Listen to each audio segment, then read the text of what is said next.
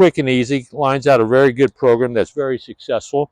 And at some point in time, we're going to talk about weeds, not the kind you think of in Austin, but the kind that grow in grass. And we're going to find out that weeds aren't as bad as we think they are. Would you piss these out? Yeah.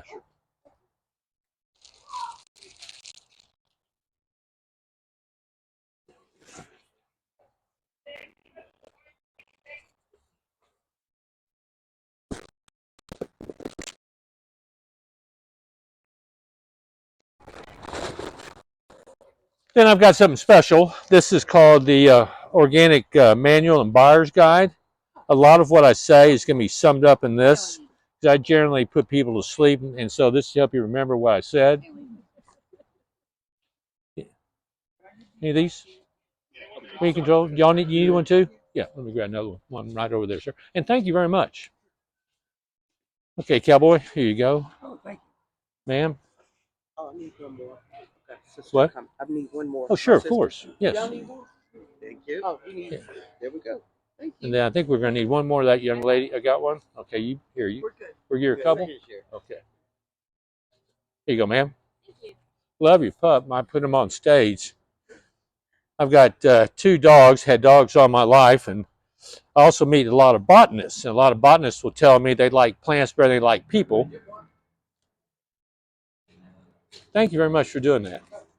Okay, so this is going to be a fun thing for y'all to take home and look at and learn from later. So I've been manufacturing MicroLife organic fertilizers for 36 years. We're the second largest continuous organic fertilizer producer in America. And we didn't start off that way. We started off, my mom and I started the company in 1984. You need one of these? Did you get the, oh, you passed them all out except for yourself. What a kind guy you are. You're a kind soul. Yeah, right. You bet. Okay, so we're covered with literature, and we can talk about anything that y'all would like to talk about, but going on with the history of how we got involved in organics, my mom and I started a company called Sandy Central Environmental Supplies in 1984, and that is the parent company of MicroLife. In 1984, it took me 10 years. Does anybody know what this is? Not a gang sign. University of Houston, eat 'em up Cougs. Yeah, who said that? Yeah, are you a Coug? Oh, wow. From one Coug to the next. There you go. So anyway, it took me 10 years, bartended my way through school, did not pass the legal bar, but I could certainly serve drinks and did a real good job with that. And my mom was in a dead-end job, so we went to the worst thing you could do, and that was own your own business at a convention center. We found this one really funky garden product. We actually did very well with it. And so because we did really well with this kind of novelty product, this new pesticide fertilizer company trying to come into Houston needed a sales force to take them on. The traditional distributors would not take on a new company because they had no history. We couldn't take on the traditional fertilizer companies because we had no history. So it's kind of like a marriage of convenience. And in 1984, Houston was very much of a redneck city, okay? It's not any longer, but it was back then.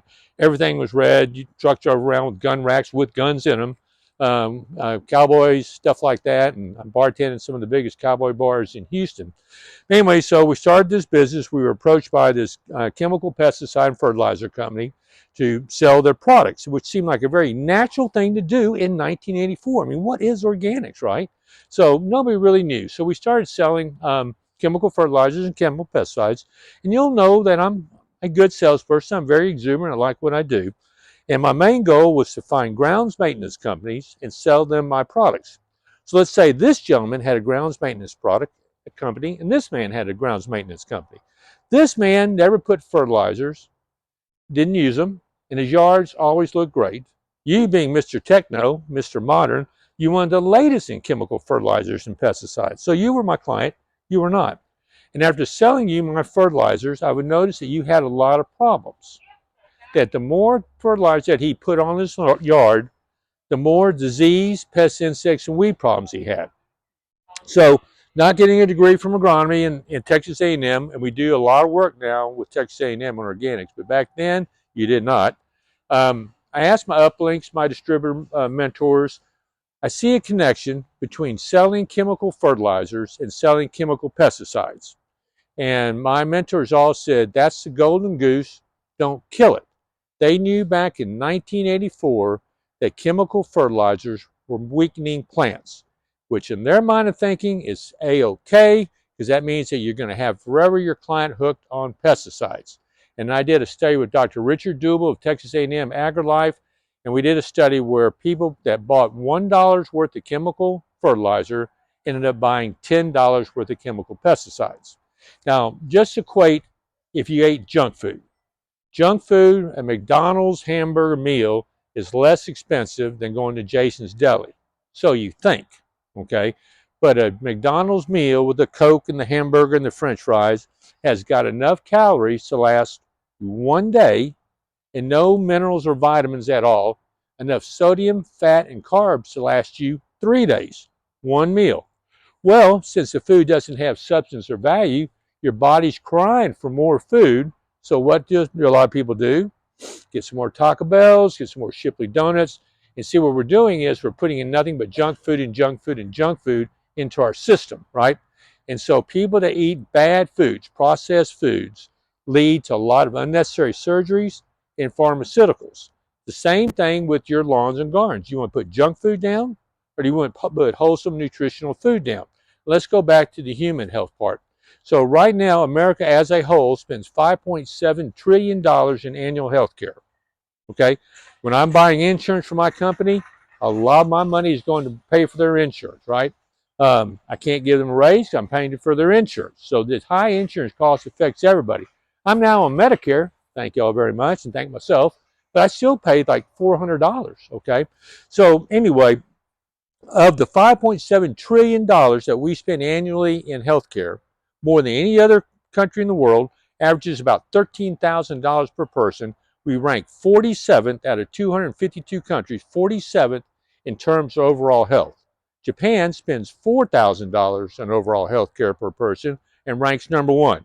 So you would think the richest, most powerful country in the world, we should be the healthiest people that there are, but we're not because we eat a lot of bad food. So going back to that $5.7 trillion in annual cost, 80% of that cost of $5.7 trillion are what we call attributed to chronic diseases. That means that disease doesn't kill you right away. It lasts and it lingers. And if you're a pharmaceutical company, you want something where you have perpetual sales. You don't want to just somebody to get knocked off and never buy your prescription again. You want that person to buy, buy, buy, buy, buy. And it's the same thing with the chemical fertilizers and pesticides companies. They're not interested in you getting cured of your problems. They just want you to keep selling.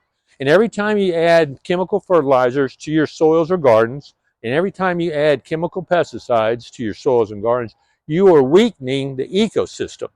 Now, if we took the 80% chronic illnesses that Americans do themselves to cause the high $5.7 trillion in expense, and we start eating well, we can reduce our overall annual healthcare costs in America from 5.7 to 1.2 trillion. That is a lot of money. I can do raises, I can have more money in my pocket. So that's the goal and the quest is we want a very, very healthy world.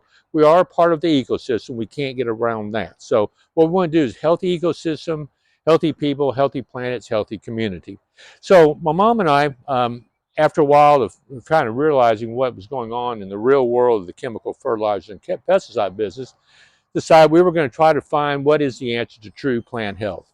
And back in '86, that was a little bit difficult. We didn't have internet back then. Couldn't answer things with Google. Didn't even have fax machines. You got one? Okay, good. So we would write letters, drive in our cars, call the old rotary phones. And we kept searching and searching and searching. And we found this one statement over and over again. It said, feed the soil and feed the plants. Does anybody know what that means? Feed the soil and feed the plants. Nobody? Say it one more time. Well, if you have a good microsystem in your soil. Perfect. Perfect, perfect, perfect. We didn't really find out about the world of microbes until 1994. Do you mind? I don't mind. It's gonna fit on top. Yeah, that's beautiful. Thank You could you, be a sir. model for MicroLife. I appreciate it. Yeah. So feed the soil and feed the microbes. Feed the soil means feed the microbes. You look at soil, and you have to visualize this because you can't see very much with the naked eye unless you're breaking up your soil and you're seeing this white strand. That's fungal strand. But in a handful of healthy soil, there's over 9 billion different bacteria species. Okay, 2,000 miles of fungal hyphae. So small we can't see them until we got the invention of the electronic microscope, and at 400 power we can see these things. And they are just absolutely beautiful, and they're absolutely magnificent, and they are what makes civilization happen. Without microbes in the soil, microbes in ourselves. Y'all know what the gut microbiome means? Okay, gut microbiome is the bacteria that exists in your gut, whether you want it there or not. Okay, so it's approximated 10 trillion bacteria live in your gut. Okay, the gut for the plant is the soil. So you either have good gut microbes or you have bad microbes. Good gut microbes is the number one way to build your immune system for defense, and it is the number one thing that affects the way you think. And I often suppose that the reason why America has this schizoid thinking behavior is because most people eat a really bad food. They don't have good microbes in the gut, they have bad microbes, and bad microbes affects their thinking. So everything that we want to do is to try to improve the beneficial life of the microbes. So in the soil, to the soil, we do no harm. We never want to put anything on the soil that's going to cause harm. It will end up causing us harm in return, right? Healthy soils, healthy plants, healthy people. So as we started learning about this stuff in the world of organics, and I started manufacturing MicroLife in just a plain paper bag back in '88. This was just a plain paper bag. I had just one product. I would go to this gentleman, my client I've been selling chemical fertilizer to, and what's your name? Denny Shy. Denny. Say, hey, Denny, I want to talk to you about a new product I've got. It's an organic fertilizer. And Denny would look at me like I was a commie or a hippie, like, what the heck are you talking about? You know, where are the zigzag papers? Where are the hemostats, you know? So it was really tough, especially back in Houston in 1986, in 1988. But the bottom line is I was able to start selling a little bit, selling a little bit more, selling a little bit more, selling a little bit more. And we ended up completely dropping chemical fertilizer and chemical pesticides. And that was a big step for us because we had a large revenue stream coming in from that. But knowing what we knew, we could not continue to sell chemical fertilizers and chemical pesticides. And let me tell you something, not only are the chemical pesticides always dangerous to plants, they're always dangerous to humans. There is no safe chemical pesticide, no matter what it says on the label, that considers it safe. Last week, the EWG, you all familiar with EWG, Environmental Working Group, does their annual The Dirty Dozen. You know what the Dirty Dozen is? Okay. It's the top 12 vegetables and fruits that have the most pesticides on them. Well, this writer said, I'm going to help you guys out. I'm going to write an article that you can eat chemically grown fruits and vegetables. All you got to do is take it home and wash it. Does that make it safe? Huh? It doesn't. Why doesn't it make it safe? Plants take it up inside. Plants, exactly. The plants take it up inside because they have pores. We call them stomates. Anytime you spray a plant with anything, it's going to stay on the outside, but the stems, the leaves, everything is going to be absorbed into the plant. And so you may eat a chemically clean skin of a plant, but when you get that tomato or that grape or whatever, you eat the fruit of it, it's actually going to contain chemical pesticides too. And we know that chemical pesticides lead to cancer, congestive heart failure, Parkinson like crazy. So we just want to stay away from that the best we possibly can. And so we want our ecosystems that we can control to be clean, and we want our food to be as clean as we possibly can as well.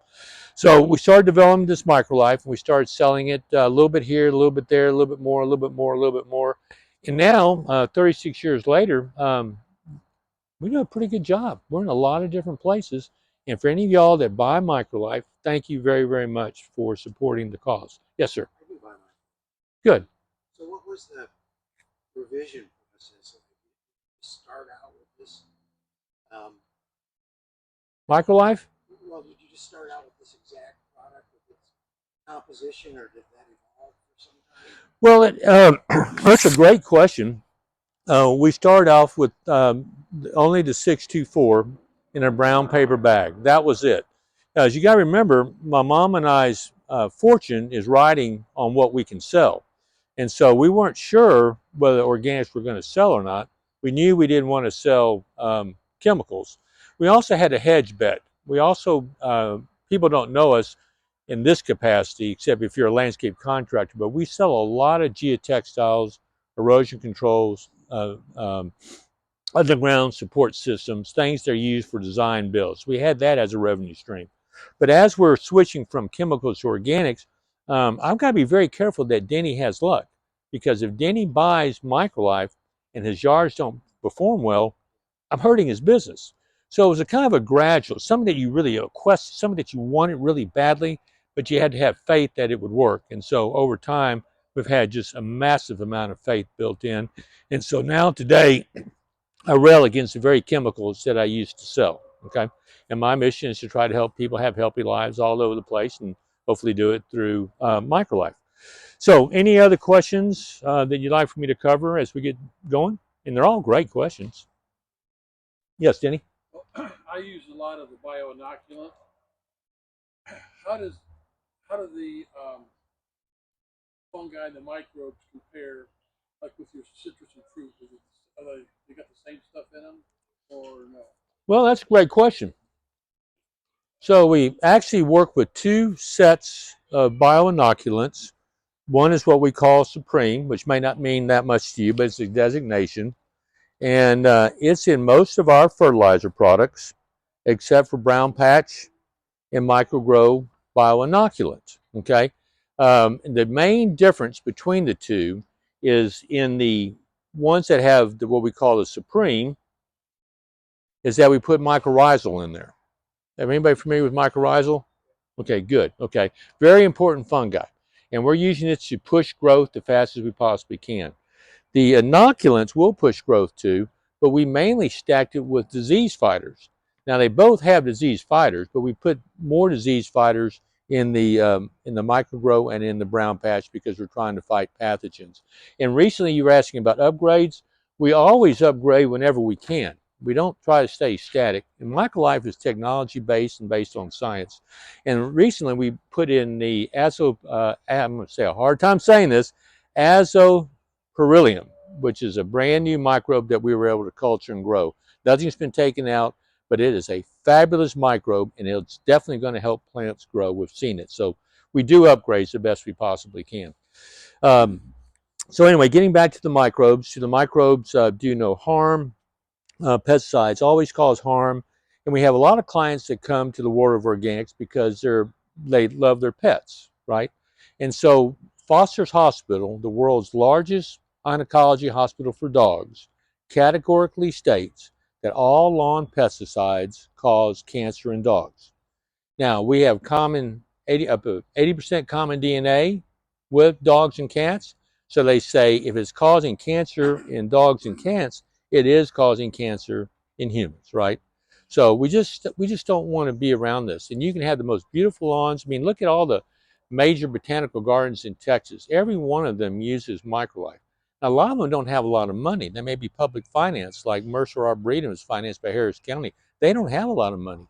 Um, uh, well, University of Texas is not a botanical garden, but since 2009, the only fertilizer they've used on campus is MicroLife.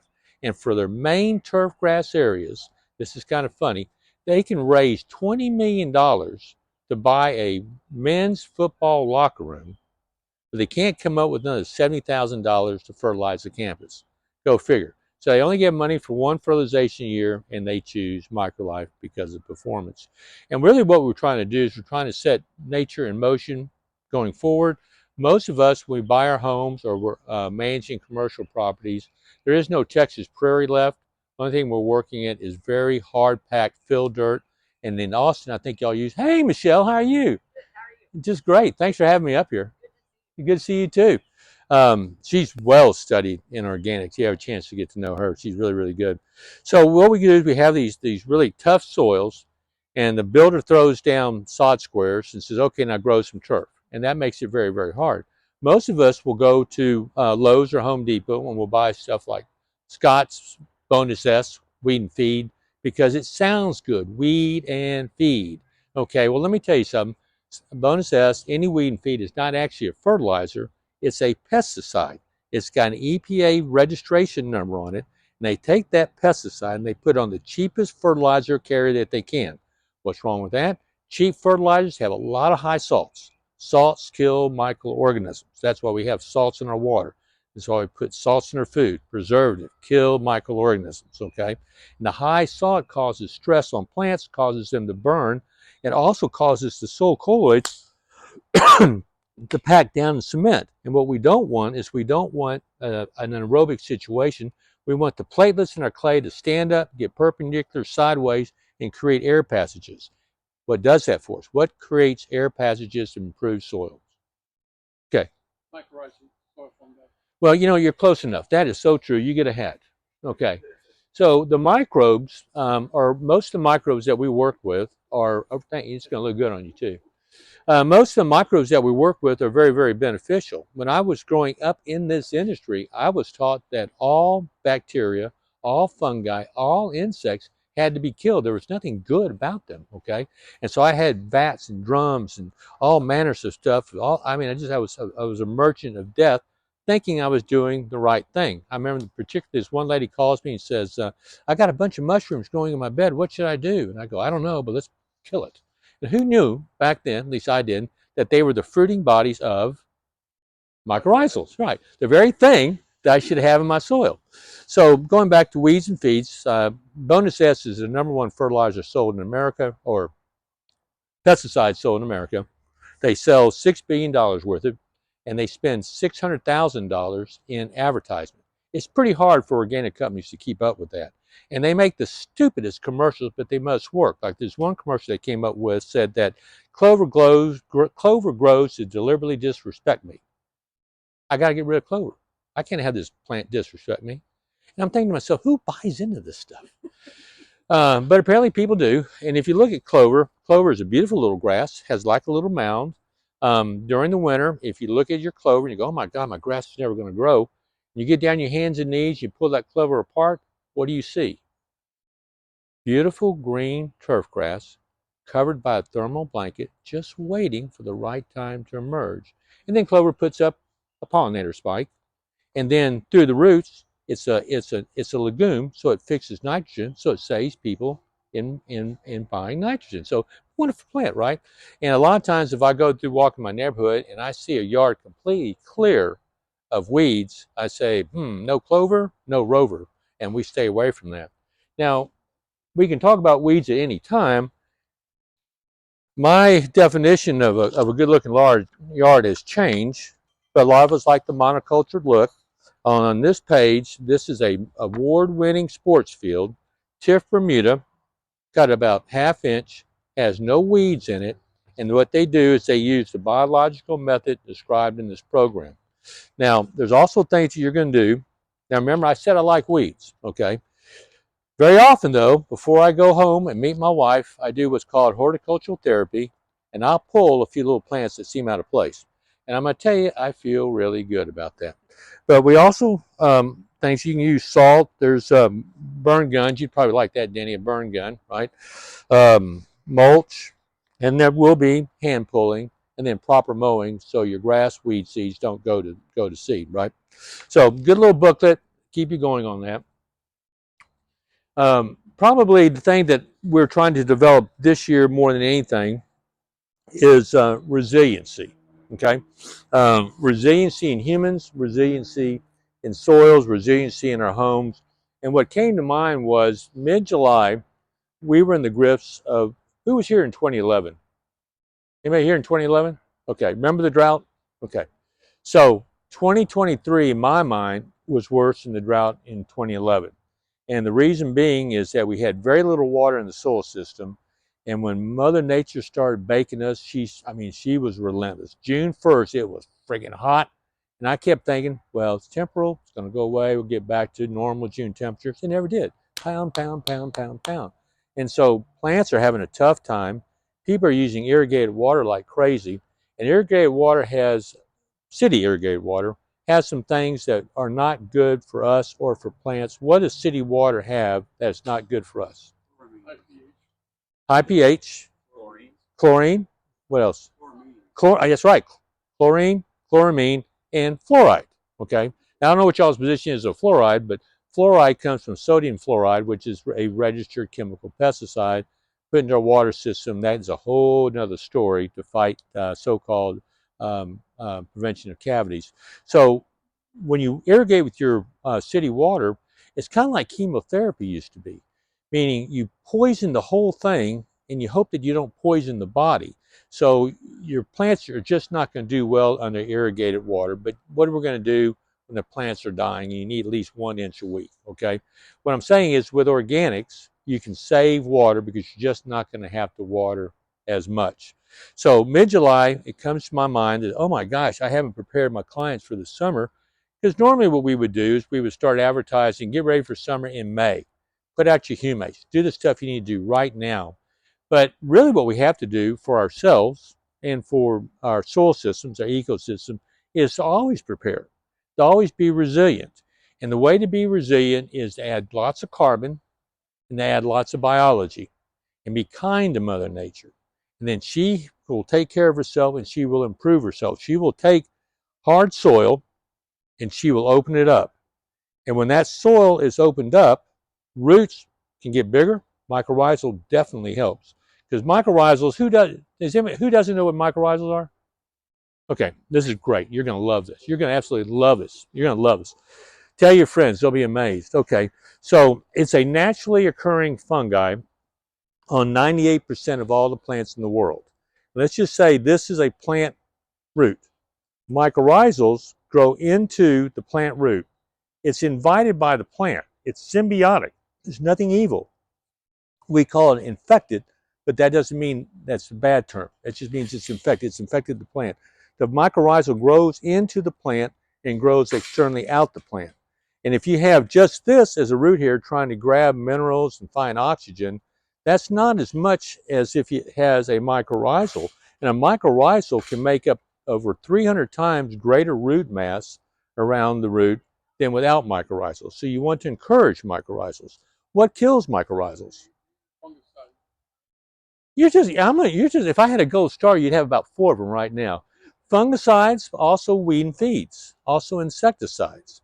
And so a lot of times when a person puts out a weed and feed, let's say that there's a weed here, a weed here, a weed here, a weed here, but most of the time the yard is not covered in weeds.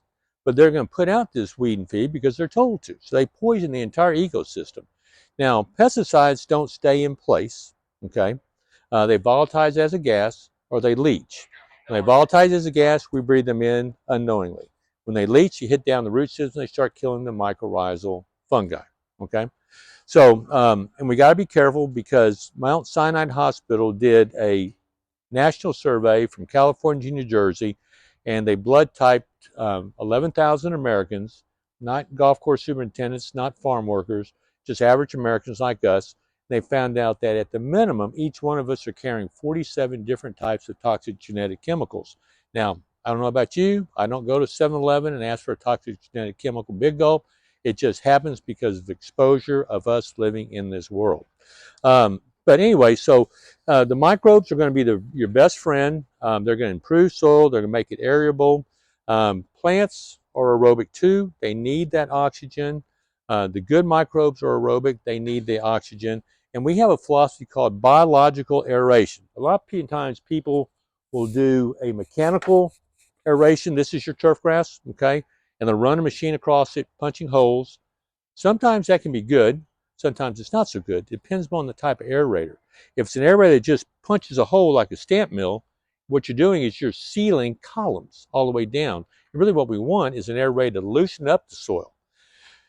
Most of our clients, and I'm telling you, we're dealing with tens of thousands of turfgrass acres, never go involved in aerate with the mechanics. They do it biologically. They're going to put MicroLife Humate Plus on top or MicroLife 624. And what those guys are going to do, they're going to start at stop a grade. They're going to start changing that soil, changing that soil, changing that soil, changing that soil, changing that soil Each time they mine down, they mine a little bit more oxygen, keeps them going. So pretty soon, you have a very beautifully aerated soil without using a mechanical device, okay? So the idea is to give our plants the best chance to live and the best chance to grow. So when roots have a greater root system, okay, and they have, your soil is now opened up, so when you get God's rain or irrigation system, you actually get meaningful infiltration is what we call it. You don't have the sheet runoffs. And any of us that have had hard turf grass soil knows it's only so many minutes we can turn the irrigation system on till we see it running down the driveway because it's not soaking. So we want whatever rain we get to soak deep. Okay, we want the roots, which are going to be bigger, to find it. And then the other thing that's just remarkable is that these microorganisms live and die as soon as 20 minutes. And you're talking trillions, I mean trillions and trillions. Every minute, every 20 minutes, they're dying. No matter how small they are, it's still a little bit of organic matter. And you take the trillions upon trillions, and what you're doing is you're creating organic matter in the soil by the microbes. And so organic matter stores water, okay? And what we've measured, that if you have a nice organic yard, each rain event or irrigation event, you can save 120,000 gallons of water in your underground water detention that your plants, because they have deep enough roots, can get to. So what you can do is you can cut back the amount of water that you're using on your turf grass or your ornamentals, and that's going to save. In Houston, we're saving about 25% every year. Our water costs, I'm not sure what your water costs are, but our water costs are about per acre, about $12,000 an acre. And if you save 25% of that, that means you're reducing the water cost per acre from 12,000 to 9,000. That's about a $3,000 savings. You will not come anywhere close to spending $3,000 to save $3,000. Plus, your plants are going to be a lot healthier. Ecosystem's going to be a lot safer. So anyway, going back to July, I realized that we had not done enough because normally we put out the alert. You got to get ready for the summer in May. And now we've changed. It's like, let's be resilient on a year-round basis. Let's always work towards these weird climate change that we're having. I don't have a PowerPoint with me. I can show you some amazing pictures of landscapes, how they survived during the drought.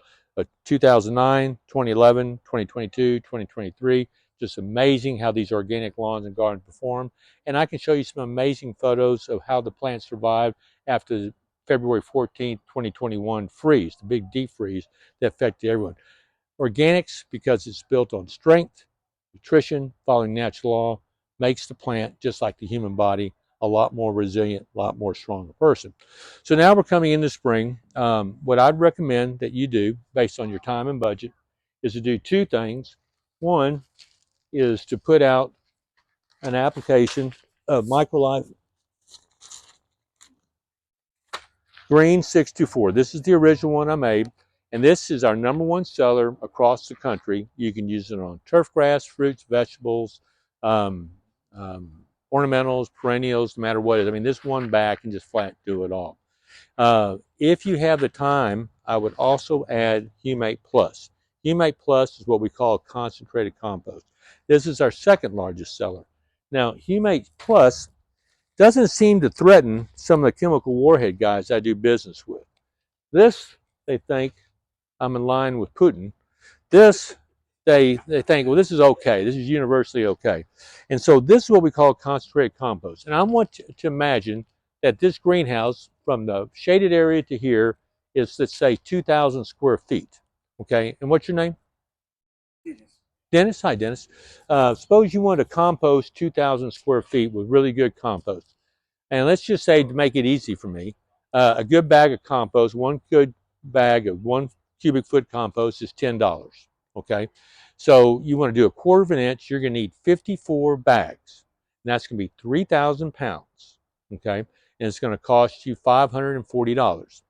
Now, Dennis, get a keg ready, have some friends over because you're going to need some help spending 3,000 pounds, spreading 3,000 pounds, or you can spread 20 pounds and get the same effect. So now all of a sudden, composting, improving of your soil, is now affordable for everybody. Okay, instead of spending $540, you're spending like $25. Putting it through a broadcast spreader, you're done in about 5 minutes. And humates, do anybody know what humates are? Yeah, what? Complex aromatic compounds from the soil. The complex aromatic compounds that are produced through the degradation of plant That's exactly right. proteins. Yeah, exactly right.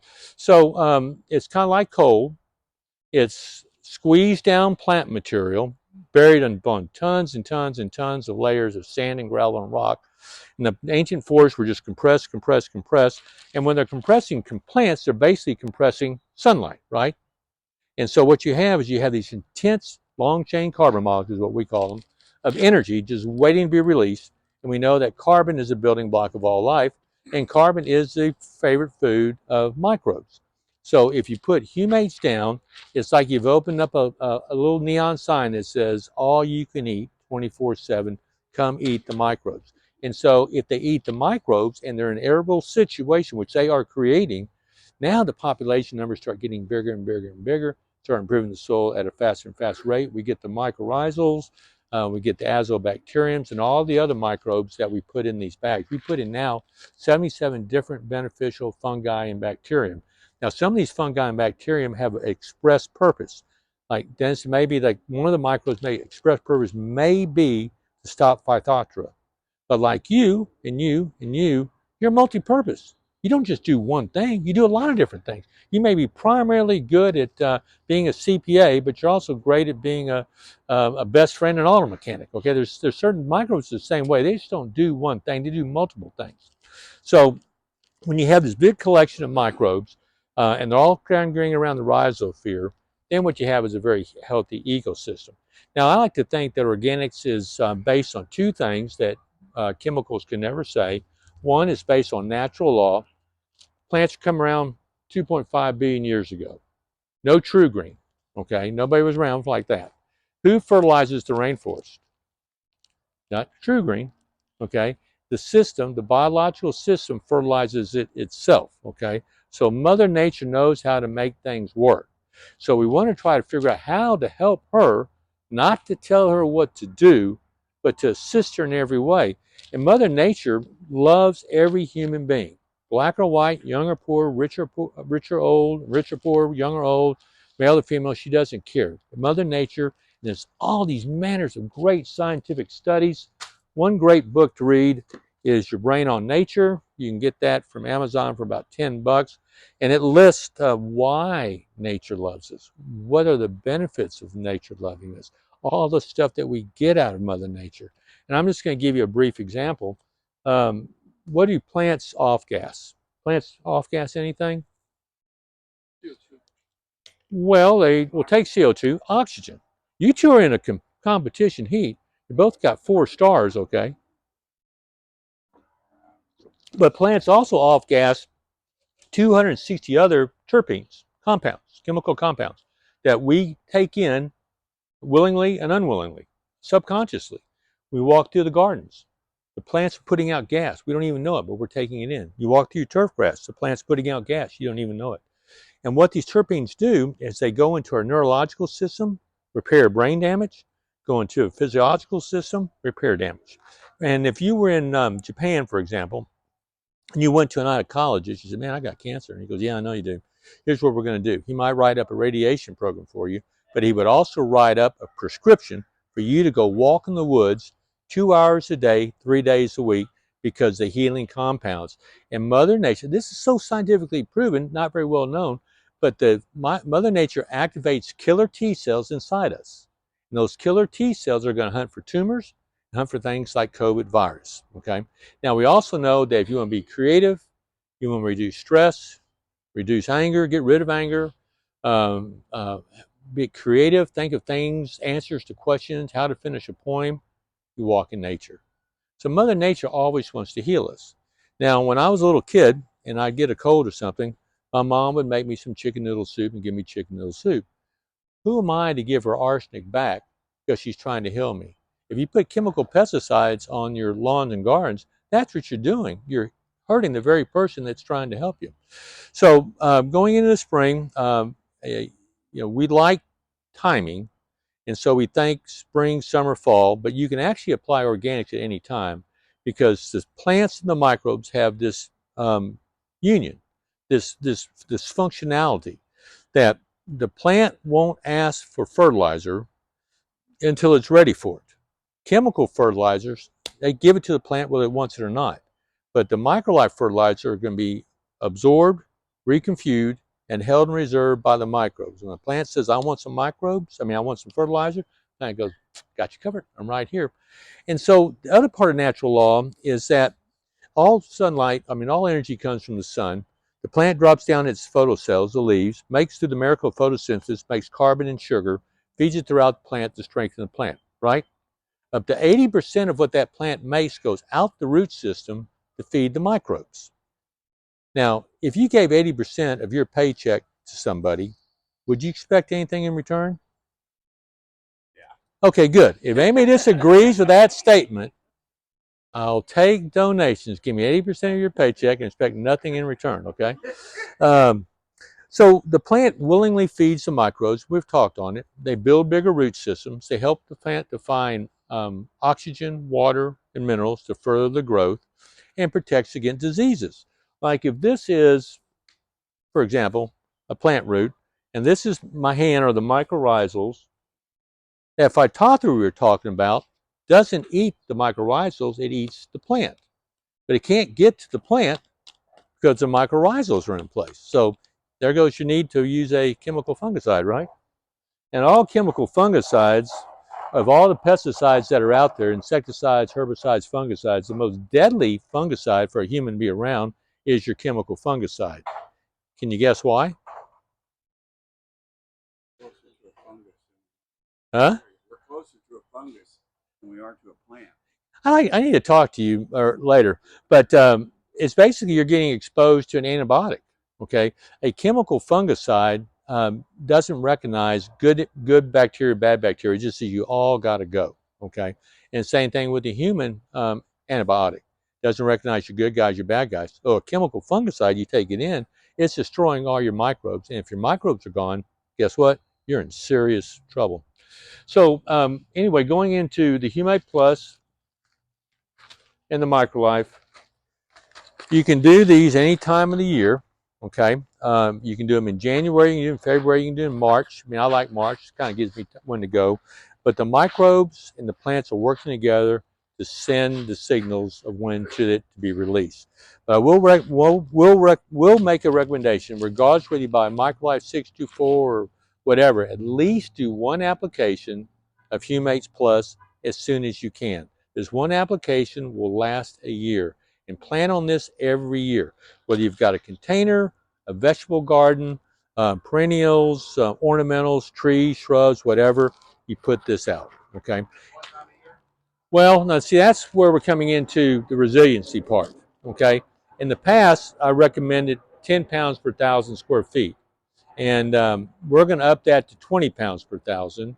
Now you can do that in two 10-pound applications or one 20-pound, whatever would work out with your time and your budget. But you really need to get involved in using a lot of humates, okay? It will improve your soil. It will make your plants more drought resistant, more frost resistant, and you're just going to get better production. Because in addition to improving the soil through microbes, the humic acid, which is a part of this, actually causes clay platelets to break apart and stand up on end. The microbes will tear the clay platelets and stand them on end, but the humic acid will do the same thing. And there's up to 63 minerals in humates. In fact, if you get on Google and type in humic acid for human consumption, you'll get over 2,000 different buying opportunities. People all around the world drink humic acid for their minerals. Now they don't call it humic acid; they call it some jazzy name like Earth Rock Minerals, and they flavor it with like cherry or orange or something like that. But it is a mineralizer, so you're just flat not going to lose. And plants need, how many minerals do plants need to grow and be healthy? And please don't say 3. No, I like you. See, I like it. It just brings, it just causes ideas, right? Not quite. But plants need at least 52. When I was brought up in the business, the chemical business, and trained, in fact, I also took 21 hours of horticulture at our community college just to learn more about what I was getting into. The big 3 are nitrogen, phosphate, potassium. They're important, but that's not the end of the story. right? Sometimes the chemical manufacturer will say, well, hey, I'll put some micronutrients in. I'll put some iron, some sulfur, maybe some magnesium. So that bag of fertilizer, which is actually a bag of salt, may have 7 minerals. Plants want at least 52. So by putting on a malnourished fertilizer, you're getting a malnourished plant. No wonder it's having problems, right? So humans want how many minerals? 3 million? 72. So if you don't eat a well mineralized lettuce or tomato, you're causing malnourishment. Now, can you see how this is tying back into chronic illnesses? Okay. So if you don't get anything out of this lesson today, if you do nothing else, buy organic foods the best you possibly can. You have to kind of trust the label from a grower you don't know. It could be in California or Heberville. Or how many of y'all are growing vegetables? That is great. That is great. All organic, all organic, all organic, all organic. Because let's say a bag of MicroLife, where I said this has, the humates has 63 minerals. This has 63. MicroLife has over 100. So when you put that minerals into the soil, and you can foliar spray too. We can talk about that if you want. When you put those minerals in the soil, the plant absorbs those minerals to the leaf, to the fruiting structure, and when you get that fruit off, tomatoes or peppers or whatever, and you eat it, it's actually nutritious. And does anybody remember what the father of modern medicine said that is so significant? Hippocrates, 2,500 years ago. Very close. He said that, but let food be thy medicine. I mean, back then. And he also said all diseases come from the gut. So if you're eating Taco Bell and Shipley's, you're changing your gut. This is like 4,000 years ago. Pretty amazing that he was able to come up with that. But so true. Eat well, you're just going to be better. You're going to have less problems. And this one friend of mine goes like this. He goes, what do you want to pay? You want to pay organics or do you want to pay the doctor? Okay. So I think I'd rather pay organics than pay the doctor. Another example is iceberg lettuce. How many people eat iceberg lettuce? Okay. Yeah. Most of the iceberg lettuce comes from Southern California. They get 7 crops a year and they only feed it nitrate nitrogen. Okay. Nitrate nitrogen can be a precursor to cancer. There is no other minerals than nitrogen in that plant. Now I do see at Kroger, some other places, some organically grown iceberg lettuce, and I like lettuce. I love salads, but I'm very particular about where I get my, especially when I'm at home. When I'm on the restaurants, when I'm on the road, I just try to eat the best I possibly can. It's almost impossible to eat all organic all the time, but just do the best you can. Grow your foods organically. You're going to find that you have a great reduction in pesticide needs. We have a class starting April 3rd about how to make your plants bulletproof from pests and insects, and that's basically raising the energy level of plants so the plants are unappealing to the pests and insects. You can do the same thing just by going organic. Now, another trick to do is to work with foliar sprays. And I can pick out any one of these. And all of our specifications of everything that we do, it's all on our website. We tell you exactly what we put in everything. But foliar spraying is really interesting because remember we talked about how pesticides will translocate throughout the plant? So will nutrition. And so foliar spraying means you get like a little hose-in sprayer or a pump-up sprayer and you're foliar spraying to the point of drip. You can do this very, very quickly. You don't sit there and just hammer it. If you do, it's going to drop to the ground. Nothing wrong with that. What you're really trying to do is get the plant to take it in through its leaves, and it will translocate immediately. And a lot of times we see this when we have clients that are really trying to make sure their gardens look perfect, and we have a lot of homeowners like myself who have a Zen love of their garden. And a Zen love of your garden means that you recognize that your plants are actually your family, your outdoor family. They're providing value to you. You're providing you a healing center. It's healing you all the time. In humans, we have this great generous capacity of us to want to share food, right? Think about birthdays, anniversaries, celebrations, 4th of July's. I want Denny to come over and I want to give him food. We have that in us, but we want to be generous like that. So being generous to our outdoor plants is very, very easy too. So foliar spray whenever you can. When it comes to transplanting plants, have y'all put all your vegetables in yet? Yes, sir. Question about foliage. Sure. What do you see is the role of like fish oil, fish extract? Is that beneficial? Necessary? Well, we get paid to get rid of that. It's considered hazardous waste. We put in our fertilizer. I'm just kidding. That has been done in the past. Radioactive material out of Seattle. The fertilizer companies were spreading radioactive waste. They were paid to take it off the nuclear plants. But no, the fish is. I'm just sorry, I made a bad joke. um, um, Okay, so fish, there's 4 components I think should be in every one of MicroLife fertilizers. You read the specifications, you see fish, kelp or seaweed, humic acid, and molasses. So let's go back to fish. Fish, you can get fish a lot of different ways. Just like you can buy a good quality hamburger, you can buy a poor quality hamburger. Most of us grew up buying fish emulsion, which is good, but it's not like the best. So we do, what we do is we go through a cold process, enzymatic deterioration of the fish to make our fish oil. Makes it very, very strong. Fish has got loaded with amino acids. Amino acids are precursor to protein. So you're going to get amino acids, you're going to get proteins, you're going to get food for the microbes, and you're going to get assorted minerals and vitamins. So fish is just absolutely great. We put fish in all of our granulars. We put fish in all of our liquids. And so, what's your name? Jim. Jim. Okay, so Jim, back in the early days, Jim was one of my best clients. He'd say, "Hey, Mike, what do I do?" I said, "Well, you got to put some fish emulsion out." I said, "Okay, I'll do that." Then next week, Jim would come in and go, "Oh, Jim, you wouldn't believe this. I learned about seaweed. You got to put seaweed in. Seaweed's got all these minerals and growth stimulation." Okay, I'll do that. Next week, Jim would come in and go, "Oh, Jim, you can't believe this. I learned all about humic acid. Humic acid can do all this stuff. You got to put this in." The next week, Jim comes in and says, "Hey, Jim," and Jim goes to me, "Stop. You're making it too complicated. Can you just put it in a bottle?"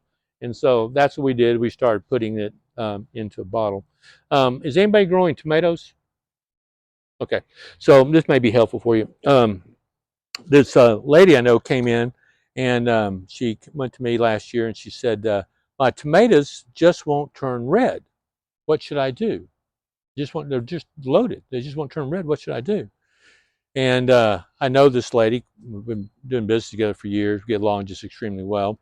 And I said something, not really thinking she'd believe it, but I said, well, tomatoes are part of the bashful family, okay? And so if they're not turning red, you have to do something to embarrass them, and they'll turn red, okay? And she said, "My word, what should I do?" And I said, "Well, most people dance naked in the garden for a week." How'd that go? And I'm getting there. And tomatoes will blush red, okay? So she comes in a week later, and I said, "Well, how'd it go? Did your tomatoes turn red?" She goes, "No, my tomatoes are still green, but my cucumbers grew 6 inches." So, so anyway, foliar spraying.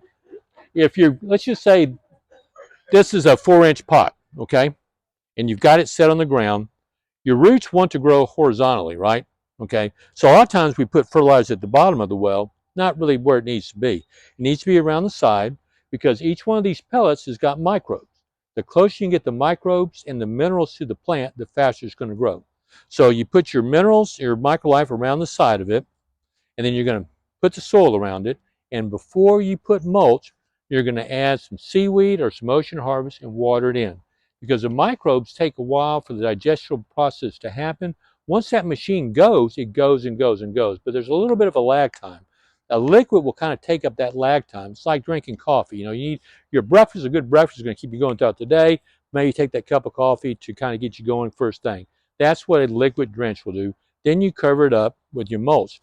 And then you're going to know that this little 4-inch pot is going to grow to a 1 gallon, a 5 gallon, and it's going to need more food. I mean, I need more food now than I did when I was a year and a half. So what I do is I put out MicroLife all over the area because plants have what we call a quorum sensing. They're a lot smarter than what we thought they were. And if there's something good, let's say that pebble is a piece of fertilizer, and I'm a tomato plant, I will walk one of my root systems over to get that. So you're going to expand the root system, and you're going to take care of its nutrition as the plant gets larger and larger. Just do that right away in the beginning. And for plants in containers, everything I'm saying, do the same thing with plants in containers. So building resiliency, providing nutrition, these are going to be the key things that we're going to try to do. Yes, ma'am. When you're putting them into a bigger pot each time, but while they're in the smaller pot, do you need to continue to feed them and fertilize them? So you're growing an indoor or outdoor plant? Either. Okay, you talking about a vegetable plant? Yes, the vegetable plant. Okay, and it's going to continue to stay in a container? Yes. Okay, so it's going to go, let's say, for instance, from a 4-inch pot to a 12-inch pot? Yeah. Okay, well then you just fertilize that 4-inch pot, and when it moves up to your 12-inch or 15-inch pot, then you fertilize that, and that's its ecosystem. Okay. It can have a thriving group of mycorrhizals and beneficial bacteria all in that little ecosystem. You're creating So I ecosystem. won't need to do that again, like maybe a month later or anything like that. No, and containers are a little bit different. Containers generally don't get as much water as outdoor plants. So you can put pellets of MicroLife on top of the plant, and you're only watering maybe once a week or however you have your water. It takes a while. It takes about an inch of water for that MicroLife to melt. And we're not doing that container plants because they tend to hold water pretty easy. So what I would heavily rely on is liquid supplements. Okay, that's what I would do. Right. So that's a very good question. Any other questions that we have so far? Yes, ma'am. So I've got raised garden beds. Good. What I'm doing. Right. And I bought the green one. Thank you. You're welcome. But that's why I came today because I bought it. I don't know what to do. So it's telling me how to do this over a really large area, but I've just got like a 6 by 3 garden. 18 square feet. Yeah. Okay. So how am I regulating how much of that? You probably bought enough for 5 years, but I did. I did. I bought the big one. thank you very much. Very welcome. So MicroLife will never go bad on you unless you get it wet. Then the microbes will start firing off, and you kind of start melting inside the bag. You can still use it, but we generally say like I'm gonna say the bag may say 40 pounds per 1,000 square feet. Okay, that equates to 4 pounds per 100 square feet, which equates to about 1 pound per 18 square feet, something like that, right? So you're just going to have to do the measurements, drop it down to fit your size area. And you're going to probably fertilize at least, if you're trying to grow year round, you're going to fertilize at least 3 times. So just think what in a year you've used up 3 pounds out of 40 pounds. Oh. Yeah, so you got another 17 years to go. I guarantee you, 17 years from now, that's going to probably be a little bit more, right? I know, right? Yes, ma'am. I get orchids. You grow orchids? And I was wondering if any of the liquid would be good for my orchids. It's nice to meet you. I appreciate your good humor and everything. You bet. I'm not an orchid grower, but I've got some pals that are, and they just use seaweed. Okay, that's the only thing they do. They don't put any granulars in. They just use seaweed. Right. Okay. You bet. Okay, so do we need more discussion on weeds or diseases or pest insects? Yes, ma'am. So, what about the 2 bags that you recommend? Mhm. Started the green one and the purple one. Right. So, do I need to buy that 40-pound bag, or do I? Because my yard is not that big. I live like on the 3rd acre with 2,100 square feet taken up by a house. So. Well, a third of an acre is about 15,000 square feet. You must have some pretty good extensive lawns and gardens, right? Yeah, pretty good in the backyard. Yeah, right. Yeah. So it's up to you. It's better to do a little than a lot. It's better to do a little of something good than a lot of something bad. And if you just want to fertilize a small patch in the front yard, don't worry about the back. Yeah, it's whatever, right? Okay. Then I would get the 40-pound bag because the price per pound is less in a 40-pound bag than in a 7-pound jar. It'll just save you money. Right. And does anybody have dog? Yes, sir. So I usually get 2 40-pound bags and then a bag of humate, 40-pound bag of humate. And I have like 2,000 square feet, 1,000 in front, 1,000 in the back. Yeah, if I'm using a bag in the front, a bag in the back, is that too much, or is that okay? Is that what? No, I think you're way ahead of the game. Okay. I think you're way ahead of the game. That brings to mind that MicroLife will never burn. Okay. Dogs like it. Anybody have dogs? Oh, Okay. And they think I'm the world's greatest dad. As I walk out and I willy-nilly my fertilizer, they just right behind me. Oh, he's so great. He's so great. He's so great. Uh, um, and then also another thing that may happen is that you may see a white fuzz if you get the green 624 and you don't have enough water to melt it. And all granulars, chemical or organic, have to melt because plants don't have teeth, right? But as it's getting some water, it can swell up and you can see a white fuzz growing on it. Unless you know what it is, it can freak you out. Like they will call Round Rock Garden Center and say, "What the heck did you do to my gardens? I've got this white fuzz growing everywhere." And the best answer is what it just proves that it's biologically active.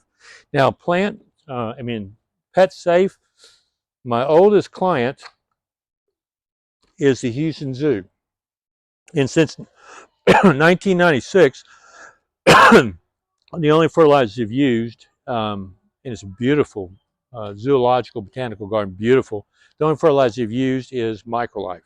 And before you can sell to the zoo, you give them the veterinarian council everything that makes up that product. They either approve it or they don't. MicroLife is approved because they're going to use the fertilizer inside the animal pens to grow food and shelter. They cannot have a Remus monkey or Siberian tiger get sick. So dogs may eat it. And I get about 200 calls a week. 200 calls a year about my dog is eating MicroLife. Do I need to be concerned? And I'll say, well, no, it's fine. It's not going to hurt your pup at all. And they go, this is what gets me. And they go, yes, but my dog's poop is turning brown. So I always pause a little bit because I don't know exactly what color I'm going to say. So what's his normal color? Peppermint, you know? So I've had dogs all my life. My warehouse is completely spotless of MicroLife because they go through and they get all this messes and everything like that. And they're beautiful and they're healthy. You can eat MicroLife too. It's perfectly safe. Doesn't taste so bad going in. Got a bad aftertaste though. But won't have any problems with MicroLife. There's no rashes. There's nothing to be concerned about. And you're loading your system up with minerals, carbon, and biology, and that's going to pay for itself. What questions? Yes, ma'am. Do I need anything special for potted citrus trees? Potted citrus trees. Well, you can use the green 624, or you can use the citrus in a 7-pound container if they have that. And that's going to be like we mentioned before, you're creating your own ecosystem inside that container. Now you can easily water or foliar spray your container plants too. Okay, they're always going to be enjoying having good minerals, good nutrition, and biological support. And mentioned something about how to bulletproof your plants. And that is we're going to raise the sugar level in the plants to 14%. That may not seem like a lot, but in the measurement of energy in a plant, that's like the golden grail. And once you get to that golden grail, and it's through nutrition, pest insects are no longer interested in it at all. Everybody's very particular about what they eat. Like I may invite you over for dinner and I say, well, the only thing I've got is liver. And you go, well, I'll come back another night because you're very particular about what you eat. Pest insects, like we all are very particular about what they eat. And sour plants are a sign of illness and disease. That's what attracts those pest insects. And you can look at it two ways.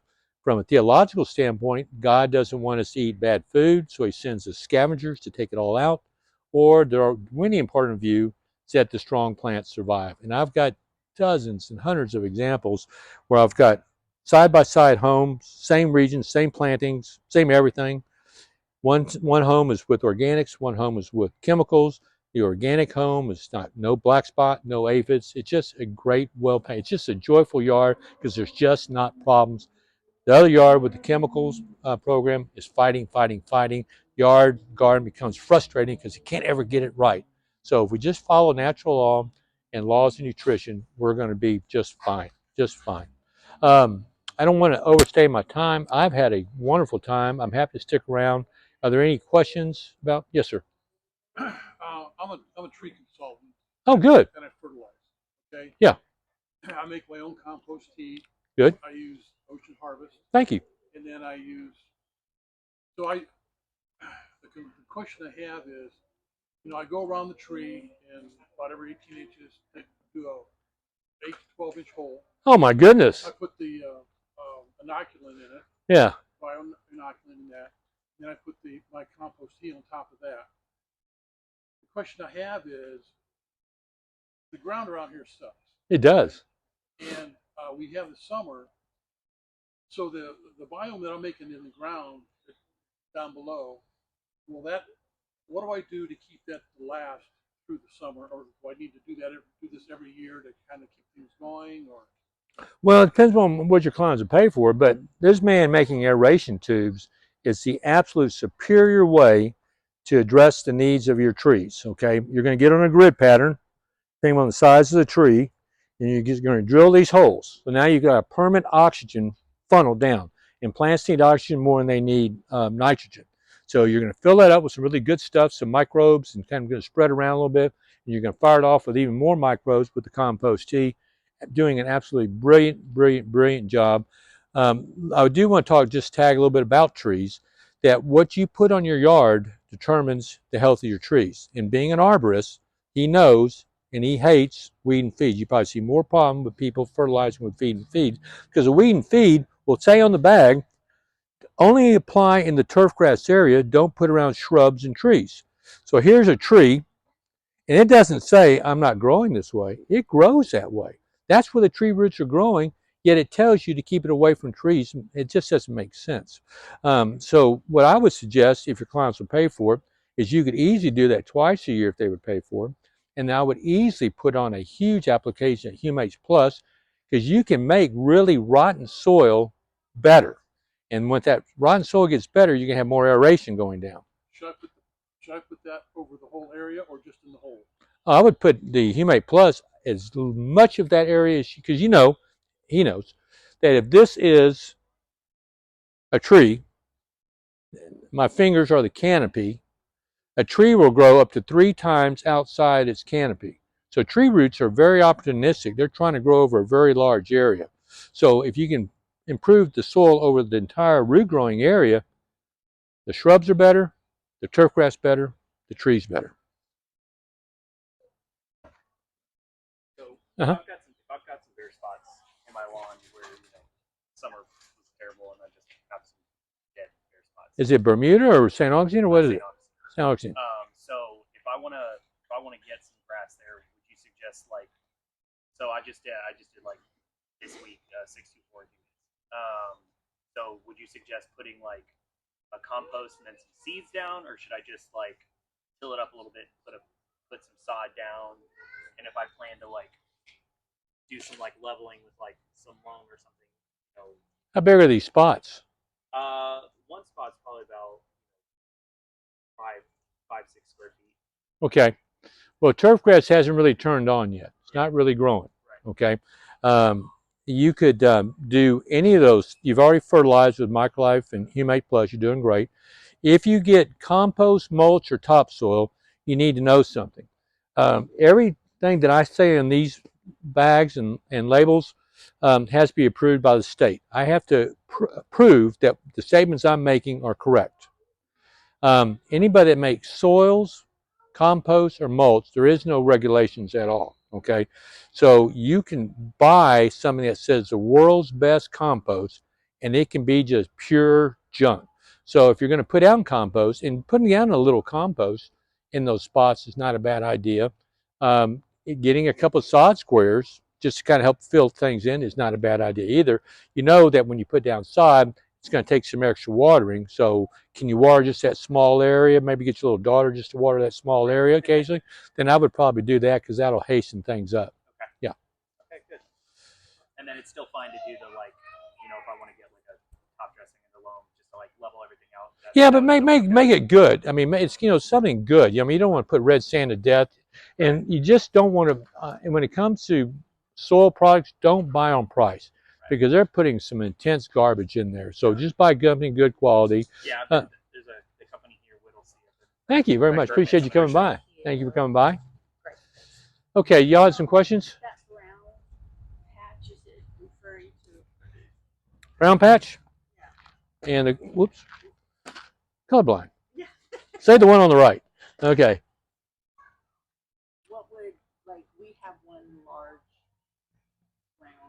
St. Augustine, we have an area that comes back every year in the front yard, circular.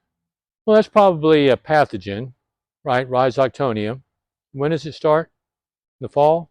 Yeah. Okay, it's rhizoctonia. So that means that your soil is compacted and you're overwatering. And so your anaerobic are your pathogenic fungi. So if you improve the soil and watch your watering, the environmental conditions that cause that disease to proliferate is no longer there. The environment has changed.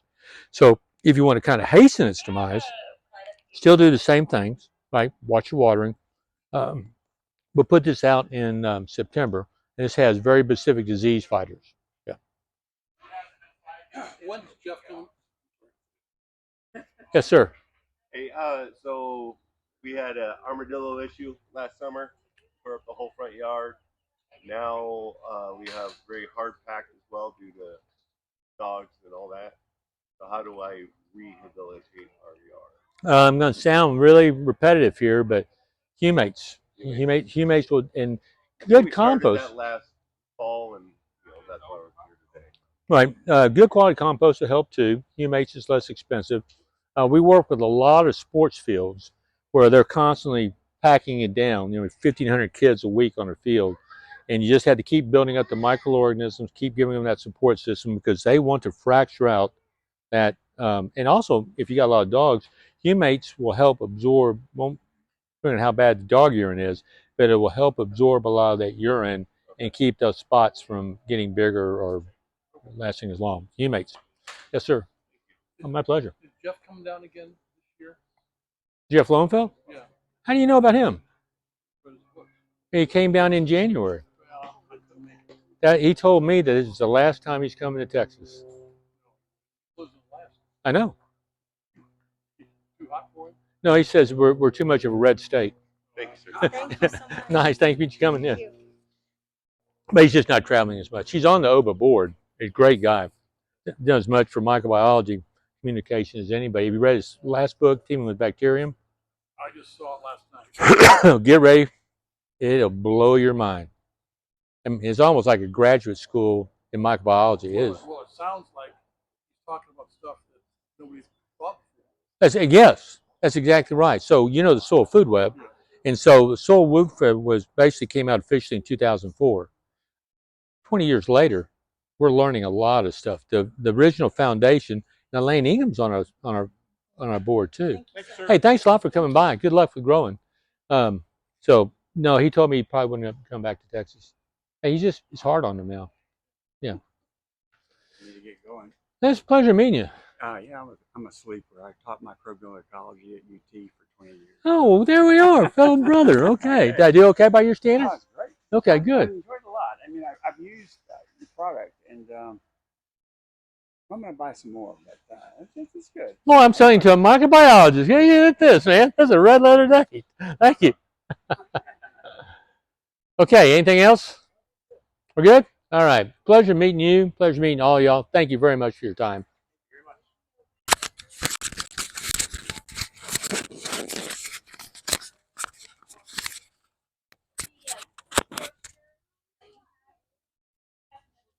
Of course. Of course. Which one would you like? You need them all? This one? Here. Right. Thank you. Thanks for sitting in. I had read that instead of pulling your